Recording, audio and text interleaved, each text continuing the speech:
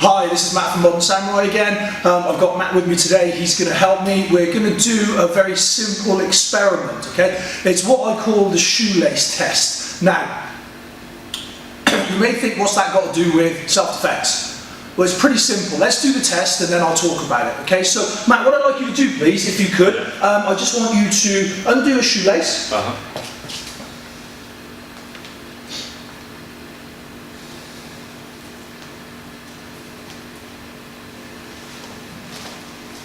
Alright, now what I'd like you to do is just tie it in a bow. Tie it in a bow. Yeah, so while you do that, I'm going to count. So you ready? Yeah. Not yet, not yet. Get ready to go? Okay, and go. So, 1, 2, 3, 4. Oh, we're going for the double knot. So 5 for the double knot. Okay, right. Safety in mind, like it. Alright, so we're going to try that again. So if you wouldn't mind, can you undo your shoelace again, please? Yeah.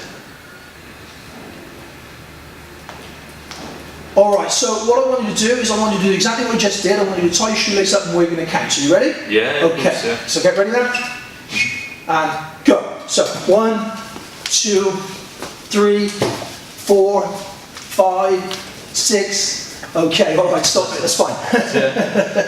Yeah, I definitely couldn't do that. Okay, alright. So, basically what we're looking at there is a skill that Matt's been doing since he was a very small child. He's been doing it over and over again, repeatedly, sometimes a number of times a day. He doesn't think about doing it anymore. Okay, that's how ingrained it is into him. However, with just a little bit of stress, with just a little bit of distraction, remember there was no pain in that, there was no fear in that, there was no chance of proper repercussions on that. So even just with that little bit of messing with him, that was enough to kick in his responses, and so all of a sudden those fine motor muscle skills, they weren't working, right? He struggled with those. It was a much more difficult thing to do, and that's not something he trained once a year ago or once a week with friends. That's something that he does every day, and it's considered to be ingrained.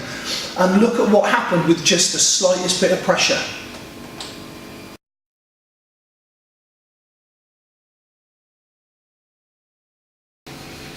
Alright then, so how does that affect us in a self-defense martial arts environment? Okay, so the shoelace test I do to show people just how difficult it is to perform complex tasks under stress. And this is now where it comes across, because one of the things that you'll see all day long is the good bad guy principle, okay? So what I mean by that, if you just face me a minute, Matt. Yeah. Now, if I'm a good bad guy, and you see this all over the place, yeah, and I'm practicing, let's just say a front strangle, yeah, so I'm grabbing over the dude like this, double-handed, okay, and he does whatever fancy escapes that he's learned. Don't do anything because we just show it under the principle, yeah. Okay? Now, here, look, this is what I'll do. I'll go,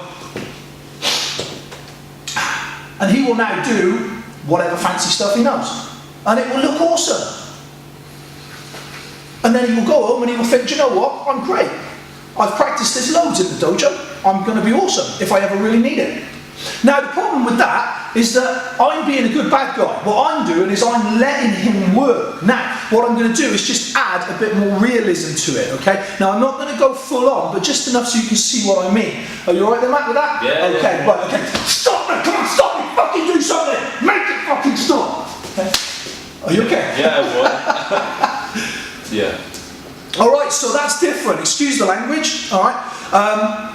But again, when we're looking at real world violence, language is part of the process. Intimidation, yeah, what I'm trying to do is absolutely overload that guy's senses in every way, not just physically but mentally as well. I want a complete collapse of logical thought. I want his prey drive, his prey element to come in. Now I'm the predator, he's the prey. Yeah? I want him to just basically go into complete panic and meltdown.